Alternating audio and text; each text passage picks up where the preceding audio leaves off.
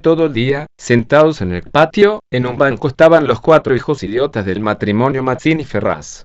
Tenían la lengua entre los labios, los ojos estúpidos, y volvían la cabeza con la boca abierta. El patio era de tierra, cerrado al oeste por un cerco de ladrillos. El banco quedaba paralelo a él, a 5 metros, y allí se mantenían inmóviles, fijos los ojos en los ladrillos. Como el sol se ocultaba tras el cerco, al declinar los idiotas tenían fiesta. La luz enceguecedora llamaba su atención al principio, poco a poco sus ojos se animaban. Se reían al fin estrepitosamente, congestionados por la misma hilaridad ansiosa, mirando el sol con alegría bestial, como si fuera comida. Otras veces, alineados en el banco, zumbaban horas enteras, imitando el tranvía eléctrico. Los ruidos fuertes sacudían a sí mismos su inercia, y corrían entonces, mordiéndose la lengua y mugiendo, alrededor del patio. Pero casi siempre estaban apagados en un sombrío letargo de idiotismo, y pasaban todo el día sentados en su banco, con las piernas colgantes y quietas, empapando de glutinosa saliva el pantalón. El mayor tenía 12 años y el menor, 8. En todo su aspecto sucio y desválido se notaba la falta absoluta de un poco de cuidado maternal. Esos 4 idiotas, sin embargo, habían sido un día el encanto de sus padres. A los 3 meses de casados, Mazzini y Berta orientaron su estrecho amor de marido y mujer y marido, hacia un porvenir mucho más vital, un hijo. Qué mayor dicha para 2 enamorados que esa honrada consagración de su cariño, libertado ya del vil egoísmo de un mutuo amor sin fin ninguno y, lo que es peor para el amor mismo, sin esperanzas posibles de renovación. Así lo sintieron Mazzini y Berta, y cuando el hijo llegó, a los 14 meses de matrimonio, creyeron cumplida su felicidad. La criatura creció bella y radiante, hasta que tuvo 1 año y medio. Pero en el 20º mes sacudieronlo una noche convulsiones terribles, y a la mañana siguiente no conocía más a sus padres. El médico lo examinó con esa atención profesional que está visiblemente buscando las causas del mal en las enfermedades de los padres.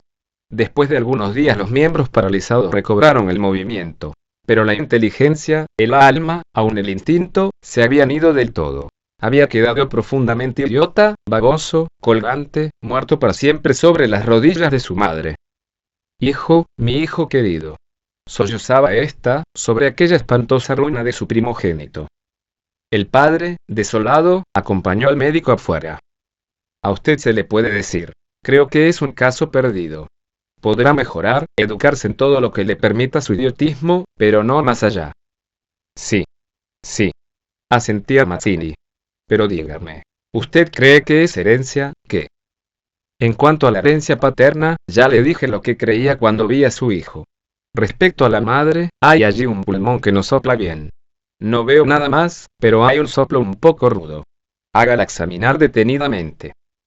Con el alma destrozada de remordimiento, Mazzini redobló el amor a su hijo, el pequeño idiota que pagaba los excesos del abuelo. Tuvo asimismo que consolar, sostener sin tregua a Berta, herida en lo más profundo por aquel fracaso de su joven maternidad. Como es natural, el matrimonio puso todo su amor en la esperanza de otro hijo. Nació este, y su salud y limpidez de risa reencendieron el porvenir extinguido. Pero a los 18 meses las convulsiones del primogénito se repetían, y al día siguiente el segundo hijo amanecía idiota. Esta vez los padres cayeron en honda desesperación. Luego su sangre, su amor estaban malditos. Su amor, sobre todo.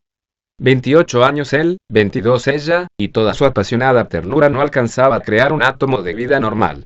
Ya no pedían más belleza e inteligencia como en el primogénito. Pero un hijo como todos. Del nuevo desastre brotaron nuevas llamaradas del dolorido amor, un loco anhelo de redimir de una vez para siempre la santidad de su ternura.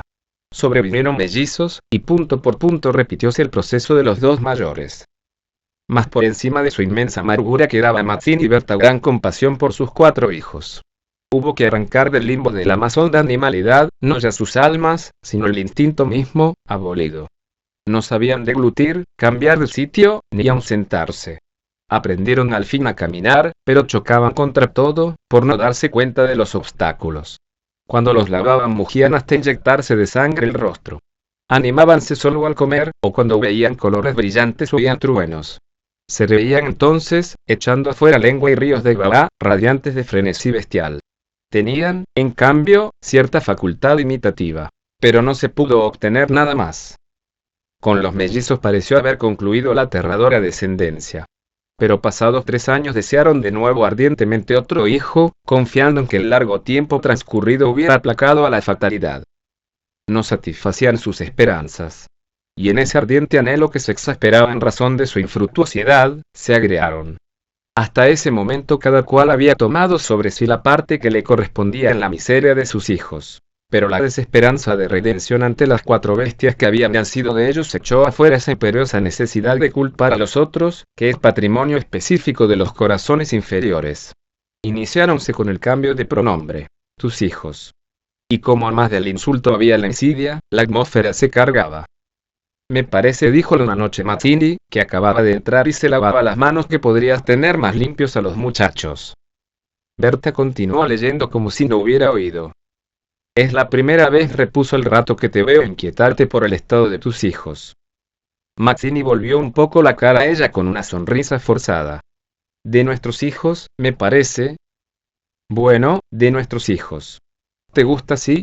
Alzó ella los ojos. Esta vez Mazzini se expresó claramente. Creo que no vas a decir que yo tenga la culpa, ¿no? Ah, no. Se sonrió Berta, muy pálida, pero yo tampoco, supongo. No faltaba más. Murmuró. ¿Qué no faltaba más? Que si alguien tiene la culpa, no soy yo, entiéndelo bien. Eso es lo que te quería decir. Su marido la miró un momento, con brutal deseo de insultarla. Dejemos. Articuló, secándose por fin las manos. Como quieras.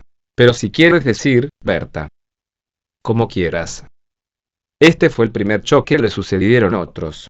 Pero en las inevitables reconciliaciones, sus almas se unían con doble arrebato y locura por otro hijo. Nació así una niña.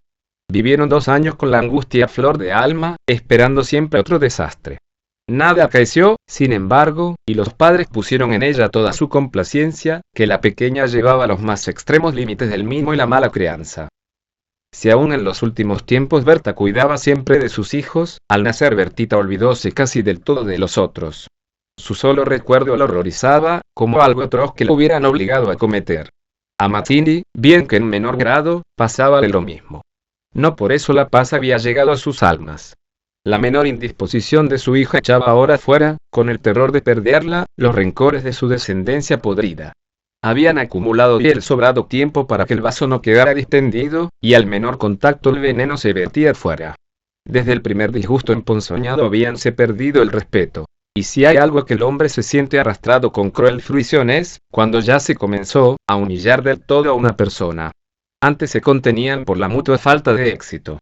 Ahora que éste había llegado, cada cual, atribuyéndolo a sí mismo, sentía mayor la infamia de los 4 engendros que el otro había le forzado a crear. Con estos sentimientos, no hubo ya para los 4 hijos mayores afecto posible. La sirvienta los vestía, les daba de comer, los acostaba, con visible brutalidad. No los lavaban casi nunca. Pasaban todo el día sentados frente al cerco, abandonados de toda remota caricia. De este modo Bertita cumplió 4 años, y esa noche, resultado de las golosinas que era a los padres absolutamente imposible negarle, la criatura tuvo algún escalofrío y fiebre. Y el temor a verla morir o quedar idiota, tornó a reabrir la eterna llaga. Hacía 3 horas que no hablaban, y el motivo fue, como casi siempre, los fuertes pasos de Mazzini. Mi Dios. ¿No puedes caminar más despacio? ¿Cuántas veces? Bueno, es que me olvido. Se acabó. No lo hago a propósito. Ella se sonrió, desdeñosa. No, no te creo tanto. Ni yo jamás te hubiera creído tanto a ti, tisiquilla. ¿Qué? ¿Qué dijiste? Nada. Sí, te oí algo. Mira, no sé lo que dijiste. Pero te juro que prefiero cualquier cosa a tener un padre como el que has tenido tú. Mazzini se puso pálido. Al fin. Murmuró con los dientes apretados. Al fin, víbora, has dicho lo que querías. Sí, víbora, sí. Pero yo he tenido padres sanos, ¿oyes? Sanos. Mi padre no ha muerto de delirio. Yo hubiera tenido hijos como los de todo el mundo. Esos son hijos tuyos, los 4 tuyos. Mazzini explotó a su vez. Víbora tísica. Eso es lo que te dije, lo que te quiero decir. Pregúntale al médico quién tiene la mayor culpa de la meningitis de tus hijos. Mi padre o tu pulmón picado, víbora. Continuaron cada vez con mayor violencia, hasta que un gemido de Bertita selló instantáneamente sus bocas. A la 1 de la mañana la ligera indigestión había desaparecido, y como pasa fatalmente con todos los matrimonios jóvenes que se han amado intensamente una vez siquiera, la reconciliación llegó, tanto más efusiva cuanto infame fueran los agravios. Amaneció un espléndido día, y mientras Berta se levantaba escupió sangre.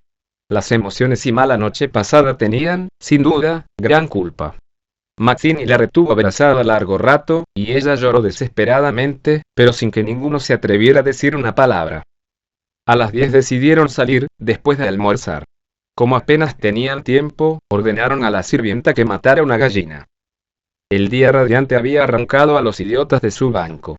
De modo que mientras la sirvienta degollaba en la cocina al animal, desangrándolo con parsimonia, Berta había aprendido de su madre este buen modo de conservar la frescura de la carne, creyó sentir algo como respiración tras ella.